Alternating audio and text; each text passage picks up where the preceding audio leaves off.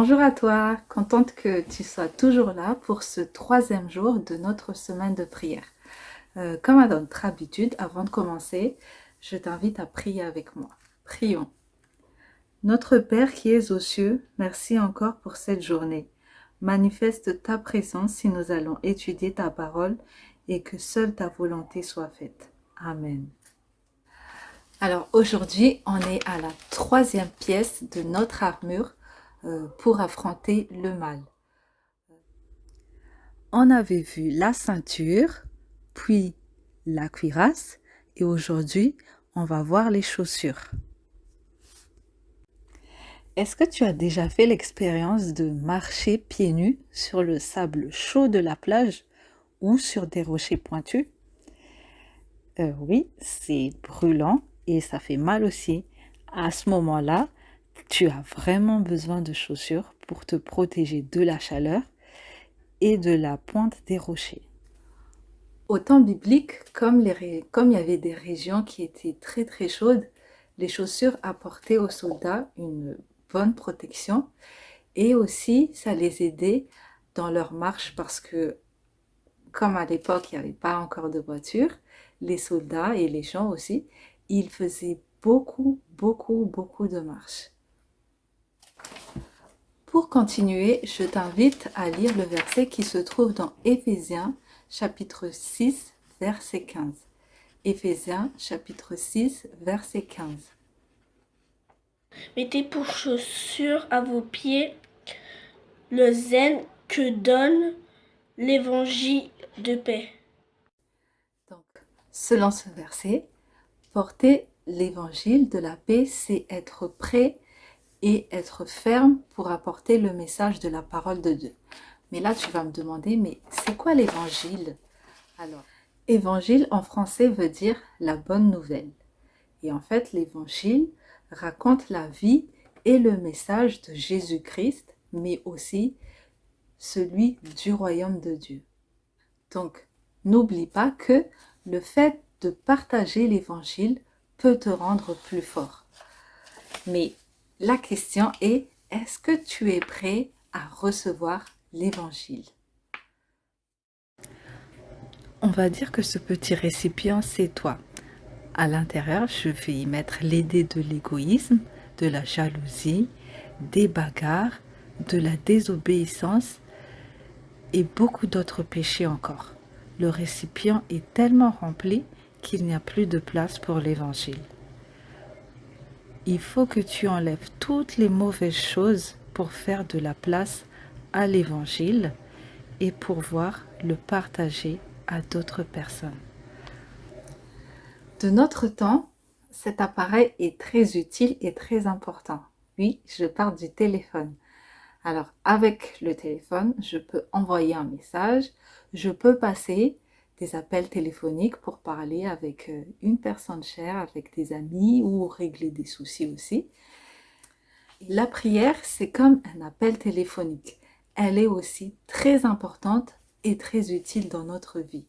Pourquoi? Parce que c'est à travers la prière qu'on parle avec Dieu. Je t'invite à te concentrer pour bien écouter l'histoire de ce monsieur qui s'appelle Martin Luther. Connais-tu les Playmobil? Et sais-tu quel personnage est le plus représenté dans l'histoire des Playmobil? C'est Martin Luther. C'est d'ailleurs assez ironique que tu puisses acheter Luther en figurine, parce que Luther détestait attirer l'attention sur lui. Il ne voulait pas devenir un homme historique. Ce qu'il voulait, c'est raconter l'histoire de Dieu. On entend souvent parler de ces événements d'un point de vue historique, mais voyons ce qui s'est passé spirituellement ici. Environ 30 ans après sa naissance, Jésus-Christ a donné sa vie et a ouvert le chemin à Dieu pour chaque homme et femme qui confessent leurs péchés. Ceux qui le firent furent appelés des chrétiens. Ils se rassemblaient ensemble comme une grande famille pour s'encourager les uns les autres. Si un nouveau membre entrait dans la famille, les plus âgés l'enseignaient. Et c'est à ce moment-là que quelque chose de terrible est arrivé. Les anciens se sont écartés de la parole de Dieu et ont ajouté des règles inutiles. Après eux, d'autres, assouvis de pouvoir, ont compris qu'ils pouvaient avoir une autorité totale sur les croyants s'ils rompaient la communication entre le peuple et Jésus-Christ. Ils devaient donc interférer dans 2 domaines, la prière et les Écritures. Pour la prière, ils ont enseigné qu'il y avait une personne entre Dieu et l'homme. Pourtant, la Bible est claire. Elle enseigne car il y a un seul Dieu et aussi un seul médiateur entre Dieu et les hommes, Jésus-Christ. La 2e étape était de donner à l'Église la seule autorité pour interpréter la Bible et la lire dans un langage que personne ne comprenait à l'époque, le latin. C'est à ce moment-là qu'en 1415, un homme se leva portant le nom de Jan Hus. C'est 100 ans avant Martin Luther. Il a lu la Bible et s'est dit « Attends une minute, c'est différent de ce que les églises enseignent. » Alors l'Église a dit « Attends une minute, on va te brûler au bûcher. » Et c'est exactement ce qu'ils ont fait. Mais avant que Jan meure, en chantant dans les flammes, il a dit « Aujourd'hui, si vous cuisez une oie, c'est ce que son nom signifie, un signe vient que vous ne pourrez cuisiner. » Ce signe est arrivé 100 ans après, et ils ont essayé de le cuire, mais ils n'ont pas pu. Son nom était Martin Luther, et il a détruit la tyrannie de l'Église catholique. Martin Luther est un gars normal, qui veut devenir avocat. Mais un jour, il se retrouve dans un orage violent, en plein champ, et craint de se faire foudroyer. Alors il jure que si Dieu l'aide à sortir de cette situation, il deviendra un moine. Aussitôt dit, aussitôt fait. Martin se retrouve moine catholique. Étant moine, il a accès à la Bible et commence à la lire. Il craint le Dieu qu'il a rencontré dans l'orage. Et sa grande question est « Comment puis-je être en règle avec Dieu ?» Alors il essaye le chemin religieux. Il essaye de gravir cette échelle. En priant de longues heures, en jeûnant, il essaye de se confesser à un prêtre, mais ça ne marche pas. Ça s'appelle la sanctification, être un bon type. Donc en gros, toutes les religions disent « Sois un bon type et tu seras accepté par Dieu ». Être accepté par Dieu, on appelle ça la justification. Mais Luther craint Dieu. Et le psaume 25 dit « Le secret de l'Éternel est pour ceux qui le craignent ». C'est à ce moment que Dieu ouvre ses yeux et lui donne la compréhension de l'Écriture, que le juste vivra uniquement de foi.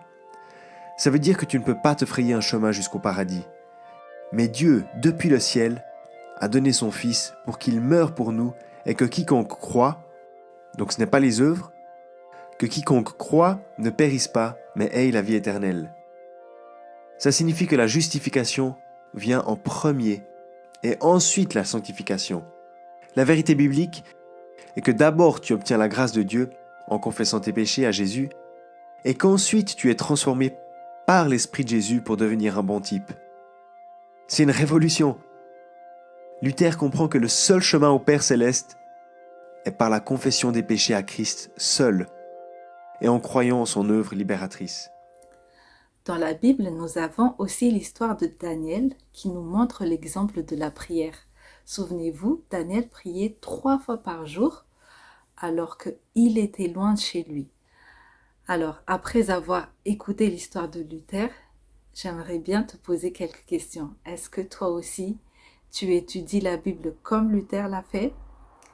Est-ce que tes amis savent que tu aimes Jésus et combien de temps tu passes pour faire tes prières chaque jour? Aujourd'hui, j'ai envie de t'encourager de transmettre le message de la Bible aux autres. C'est aussi une autre manière de te protéger du mal.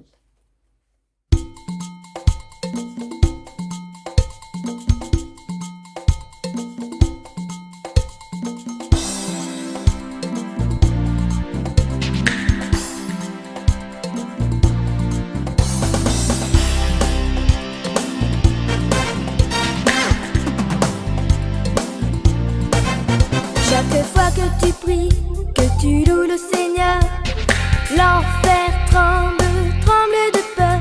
Chaque fois que tu pries, que tu loues le Seigneur, l'enfer tremble, tremble de peur. Chaque fois que tu pries, que tu loues le Seigneur, l'enfer tremble de peur. Chaque fois que tu pries, tu fais fuir l'ennemi, la victoire est pour ceux qui louent Dieu. Chaque fois que tu pries, tu fais fuir l'ennemi, la victoire est pour ceux qui louent Dieu.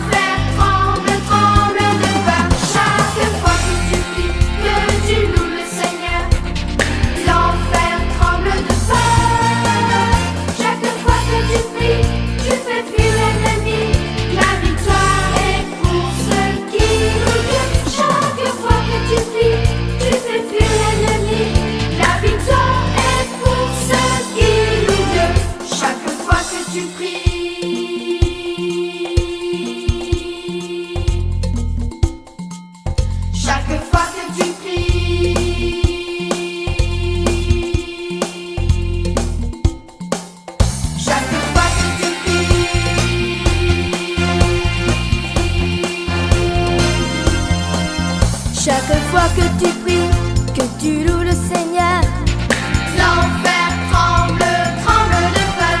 Chaque fois que tu pries, que tu loues le Seigneur, l'enfer tremble de peur. Chaque fois que tu pries, que tu loues le Seigneur, l'enfer tremble de peur. Chaque fois que tu pries, tu fais fuir l'ennemi. La victoire est pour ceux qui louent Dieu. Chaque fois que tu pries, tu fais fuir l'ennemi. La victoire est pour ceux qui louent Dieu. Chaque fois que tu pries.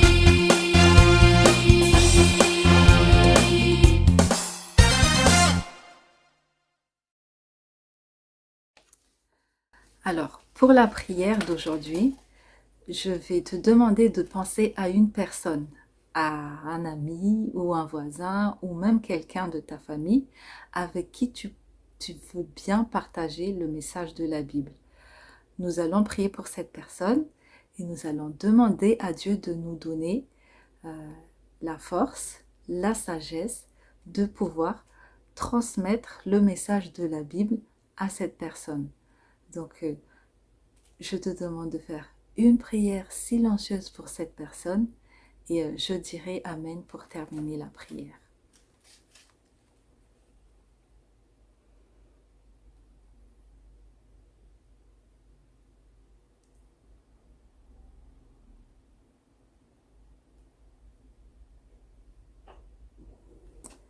Amen. Je te dis merci d'avoir suivi cette vidéo et je te dis à demain pour une autre pièce de l'armure de Dieu. Au revoir.